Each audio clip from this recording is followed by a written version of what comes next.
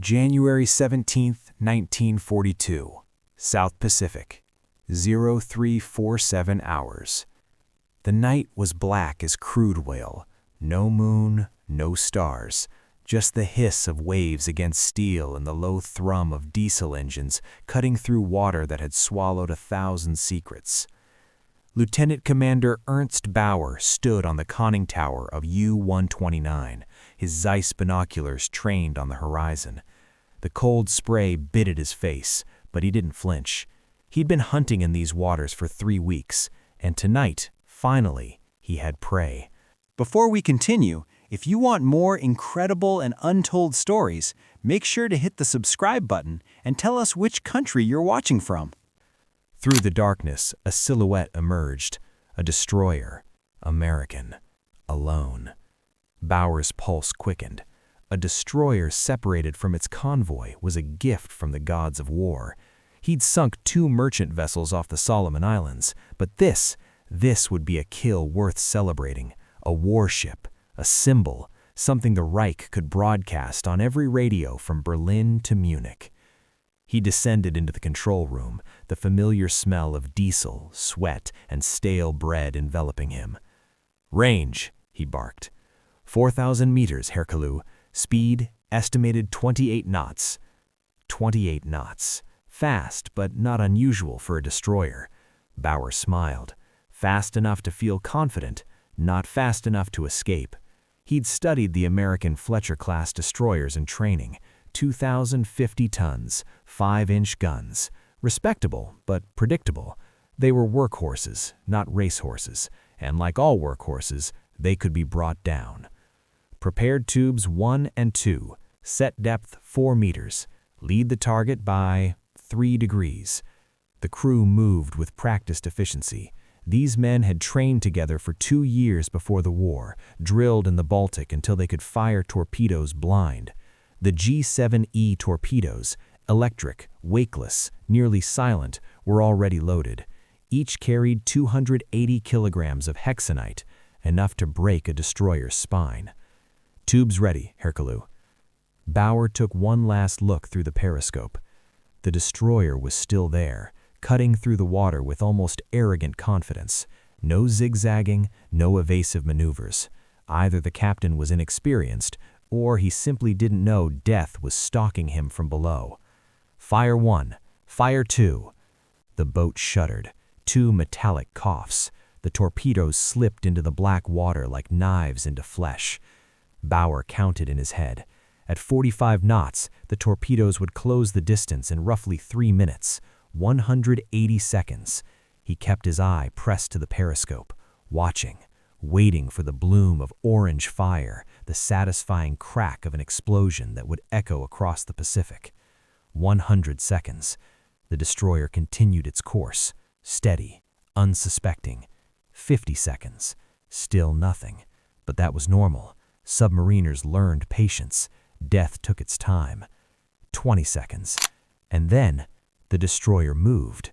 Not turned, moved, as if someone had grabbed the ship by its bow and hurled it forward. The silhouette didn't just accelerate, it erupted. The water behind it churned white, boiling, as if the ocean itself had ignited. The bow lifted slightly, and the entire vessel surged ahead with a violence that defied physics. Bauer blinked, adjusted the periscope. What he saw made no sense. The torpedoes, his perfectly calculated, flawlessly aimed torpedoes, passed behind the destroyer. Not close, not near misses. They passed a full 100 meters behind, their paths suddenly irrelevant, as if the ship had simply decided to exist somewhere else. "Was ist das?" someone whispered behind him. Bauer didn't answer. He couldn't. His training had prepared him for many things: depth charges, aircraft, convoy escorts. But not this. Not a destroyer that moved like a torpedo itself. "Kalu, should we—" "Reload, now." But even as he gave the order, Bauer knew. The destroyer was gone. Not sunk, not damaged, just gone. Swallowed by the night at a speed that shouldn't have been possible. He surfaced 20 minutes later, scanning the horizon with his binoculars, searching for smoke, for wreckage, for anything that would confirm what he just witnessed was real. There was nothing, only the empty Pacific and the terrible understanding that the war he'd been trained to fight was not the war he was in. What Ernst Bauer encountered that night was not an anomaly. It was a revolution, and it had a name: USS Fletcher. But to understand what happened in those black waters, to comprehend the terror that would grip Axis submarine commanders from the Atlantic to the Pacific, one must go back 3 years, to a shipyard in Bath, Maine, to the minds of naval architects who looked at the destroyer as it existed in 1939 and decided it was obsolete. The destroyers of the First World War and the interwar period were defined by compromise. They needed to escort convoys, hunt submarines, lay mines, screen battleships, and occasionally engage surface targets. This multitude of roles meant they were good at many things, but exceptional at none. The British Tribal-class destroyers topped out at 36 knots. The Japanese Fubuki-class could manage 38. Respectable speeds, but speeds achieved at ideal conditions: calm seas, light loads, freshly cleaned hulls. In real combat, with fuel tanks full and magazines loaded, with the sea kicking and the hull fouled by months at sea, these ships slowed. 32 knots, 28 knots, sometimes less. Fast enough for most tasks, not fast enough to outrun a torpedo traveling at 45 knots. Not fast enough to chase down a surfaced submarine making 17 knots in desperation. Not fast enough to matter when seconds meant life or death. The U.S. Navy understood this. More importantly, they understood that the coming war would be fought across distances that dwarfed anything Europe had known. The Pacific was not the North Sea. It was an ocean that could swallow entire fleets and still have room for more. In such a theater, speed wasn't a luxury, it was survival. So they built the Fletcher-class differently. 4 boilers instead of 3, 60,000 shaft horsepower instead of 50,000. A hull designed not just for speed, but for sustained speed, hour after hour, day after day, without the engines tearing themselves apart. And when the first Fletcher-class destroyer slid into the water in May 1942, it did something no destroyer had done before. It touched 40 knots. Not in a sprint, not in ideal conditions, but loaded for combat, fueled for war. 40 knots, 74 kilometers per hour on water. To the sailors who served on them, the Fletchers didn't feel like ships. They felt like living things. The deck vibrated beneath your feet, not with mechanical strain, but with something close to eagerness. When the captain called for flank speed, the bow didn't just rise, it lunged. The stern dug in, the screws bit water, and the entire vessel leapt. 40 knots was the official number, the number recorded in logs and reports, but sailors whispered about captains who pushed harder, who coaxed 42 knots, 43, numbers that should have ripped the turbines apart but didn't. And in the chaos of battle, when adrenaline and desperation collided, those extra knots weren't just speed, they were miracles. By late 1942, the rumors had begun. In the officers' mess of the Admiral Hipper, Kapitän Terze Wilhelm Meisel heard the story from a U-boat commander on leave. A destroyer that had appeared from nowhere off Guadalcanal closed the distance to a submerged U-boat before it could dive deep and dropped depth charges with such precision that the submarine's hull cracked like an egg. The U-boat survived, barely, but the commander's hands still shook when he described the sound. Not the depth charges, the sound of the destroyer's screws, high-pitched, relentless, like a predator's scream. In Tokyo, intelligence officers compiled reports from the Solomon Islands, the Coral Sea, the waters off New Guinea. The reports were inconsistent, often hysterical, but they shared common threads. American destroyers that moved faster than any destroyer should, that appeared on the horizon and closed the gap before Japanese cruisers could maneuver, that chased down crippled warships and finished them with gunfire before they could be scuttled. One Japanese officer, a survivor of the Battle of Vella Gulf, described it in his debriefing with a term that would be repeated in documents for years afterward: bakemono, monster. But the Americans didn't see monsters, they saw tools, and they used them with brutal efficiency. The standard Axis torpedo of 1942, whether German, Italian, or Japanese, traveled between 40 and 45 knots. Deadly, yes, but only if they hit. And hitting required prediction. A submarine commander didn't aim at where the target was, he aimed at where the target would be. He calculated speed, distance, angle. He fired and then he waited, hoping his mathematics were correct. Against a convoy moving at 12 knots, this was manageable. Against a battleship moving at 25 knots, it was required skill but achievable. Against a destroyer moving at 40 knots, it was nearly impossible. The geometry of torpedo warfare broke down. By the time the torpedo reached the intercept point, the Fletcher was already gone. Not through evasion, though the ships could turn viciously when needed, but through sheer, overwhelming speed. The destroyer simply outran the mathematics. Submarine commanders began adjusting their tactics. They fired spreads, 3, 4, 5 torpedoes at once, hoping probability would compensate for speed. Sometimes it worked, more often it didn't, and every torpedo fired was a torpedo that couldn't be replaced until the submarine returned to port. The Fletchers weren't just surviving, they were bleeding the U-boat fleet dry. But speed wasn't the only weapon. A destroyer moving at 40 knots generated a massive acoustic signature. A submerged U-boat in 1942 could manage, at best, 7 or 8 knots underwater. The Japanese I-class submarines were slightly faster, perhaps 9 knots. But these were maximum speeds, achievable only for short bursts before the batteries drained. A submarine that tried to run would exhaust itself in minutes, surfacing directly into the destroyer's guns. And if the submarine chose to hide, to go deep and silent, the Fletcher had an answer for that too: the Hedgehog. The Hedgehog was a forward-throwing anti-submarine weapon, a mortar that launched 24 projectiles in an elliptical pattern ahead of the ship. Unlike depth charges, which exploded at a set depth and hoped for proximity, the Hedgehog projectiles only detonated on contact. This meant two things. First, if you heard an explosion, you knew you'd hit. Second, the destroyer didn't have to pass directly over the submarine, disrupting its sonar with its own wake. It could maintain contact, keep tracking, keep attacking, all while moving at speeds that made retaliation impossible. For U-boat crews, the sound of a Hedgehog salvo became synonymous with death. 24 splashes, 24 projectiles sinking toward you in silence, and then, if you were unlucky, the hammer blow of impact, the flash of 35 pounds of Torpex explosive punching through your pressure hull, and the rush of black water that ended everything.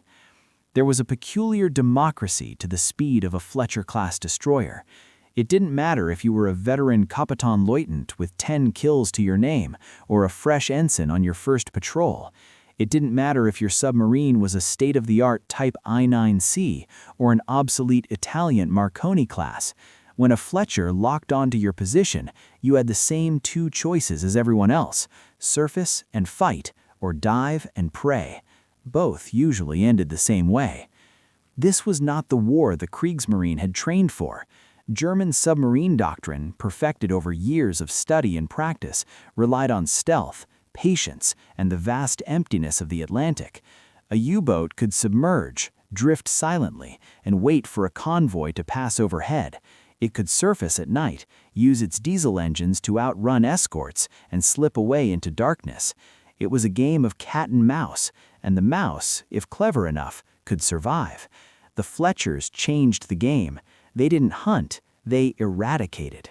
By 1943, a submerged U-boat in 1942 could manage, at best, 7 or 8 knots underwater.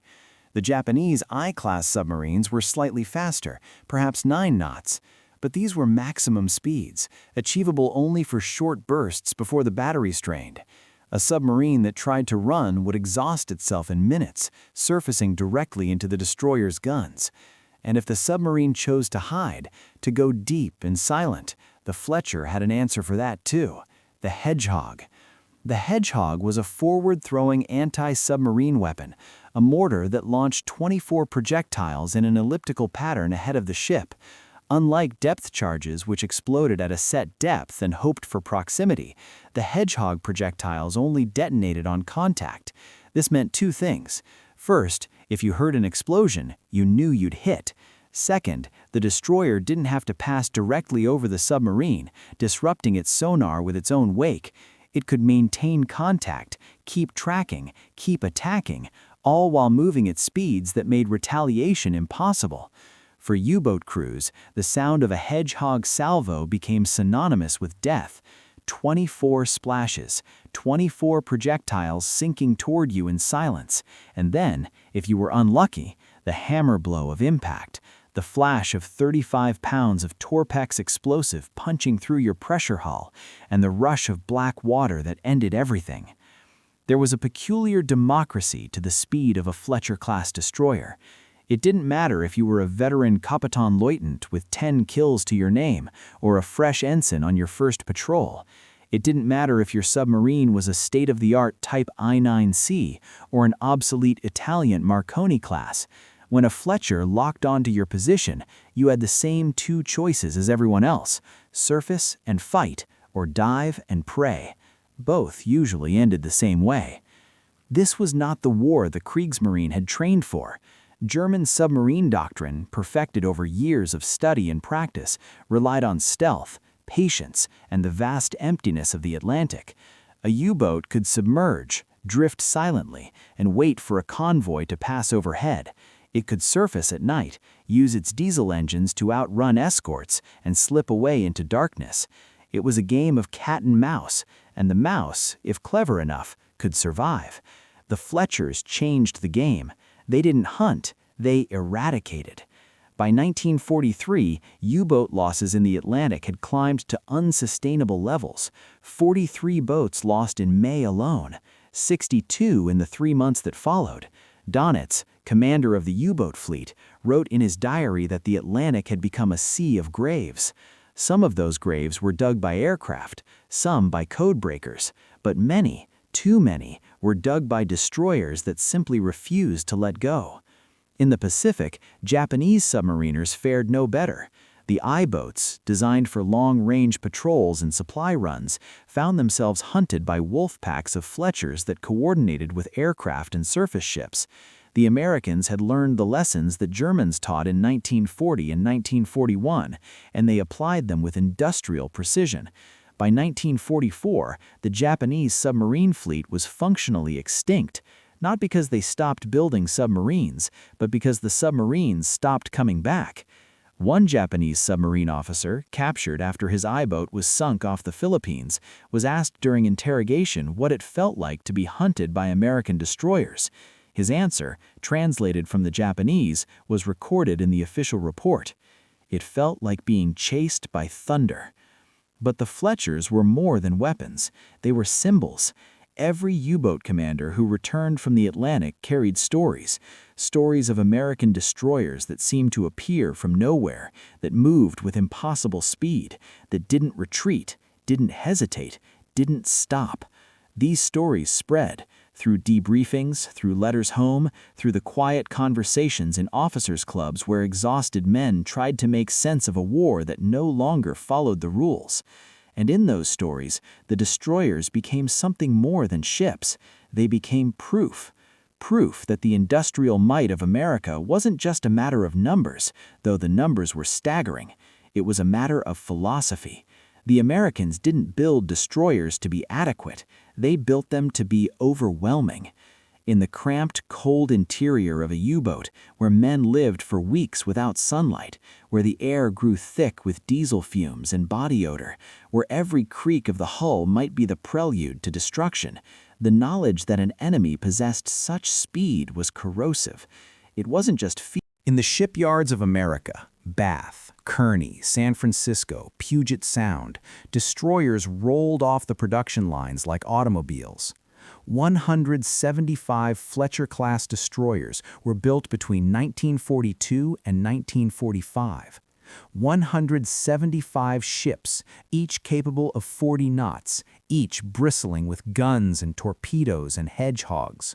The Germans, by comparison, built fewer than 30 destroyers during the entire war. The Japanese managed 43. This disparity wasn't just industrial, it was ideological. The Fletcher-class destroyers were built by a nation that believed problems could be solved through engineering and mass production, a nation that looked at the challenge of submarine warfare and responded not with incremental improvements, but with a complete redesign. A nation that could afford to say, "We'll build the fastest, most lethal destroyer ever conceived, and we'll build it faster than the enemy can sink them." For Axis sailors, this abundance was incomprehensible. German U-boats often waited months for replacement parts. Japanese destroyers limped into port with engines held together by improvisation and prayer. But the Americans simply built new ships. This was the quiet terror that crept into the hearts of Axis submariners, the understanding that even if they sank 10 American destroyers, 20, 30, more would come, always more, faster, newer, crewed by sailors who had trained on the lessons learned from the last engagement. One recurring image appeared in the nightmares of U-boat survivors, the bow wave of a Fletcher at flank speed, white and frothing, closing the distance, unstoppable. Some men described it as beautiful. Most described it as the face of inevitability. The war ended. The submarines were scrapped. The destroyers, too, eventually. But the lesson remained. In naval academies from Annapolis to Dartmouth, the Fletcher-class became case studies, not just in engineering, but in philosophy. What does it mean to build a weapon so superior that it changes the nature of conflict? What does it say about a nation that can produce such machines in such numbers? The answer, perhaps, lies not in the machines themselves, but in what they represented. The Fletcher-class destroyers were not born from desperation, they were born from confidence. The confidence that problems could be solved, that enemies could be outbuilt, that speed, precision, and overwhelming force were not luxuries, but necessities in a world at war. To the U-boat commanders who survived, and many did not, the destroyers were more than adversaries. They were proof that the war had been lost before it truly began. Not lost on the beaches of Normandy or the snows of Stalingrad, but lost in the decision to fight a nation that could turn the ocean itself into a killing field. In the decades that followed, historians would debate the turning points of World War II. The code breakers at Bletchley Park, the atomic bomb, the collapse of the Eastern Front. But for the men who hunted and were hunted beneath the waves, the turning point was simpler. It was the moment they realized they could no longer outrun the thunder. And in the end, that was the true genius of the Fletcher-class. Not just that they were fast, but that their speed, 40 knots of sustained, relentless fury, became a metaphor for something larger. For a nation that refused to accept limits. For an industrial system that turned abundance into armor. For a philosophy that said, the enemy may be skilled, may be brave, may be determined, but we will simply be faster. Speed, in the end, was not just a tactical advantage, it was a statement of intent, a declaration that in this war, in this ocean, there would be no escape, no hiding, no mercy for those who threatened the fleets that carried democracy across the sea. The destroyers have long since rusted away. The men who crewed them are mostly gone, but the lesson they taught remains, etched into the memory of naval warfare like scars on steel. When the enemy moves faster than your weapons, you are no longer fighting a battle. You are running from fate. And fate, in the form of a Fletcher-class destroyer at flank speed, does not tire, does not slow, does not forgive. It simply arrives.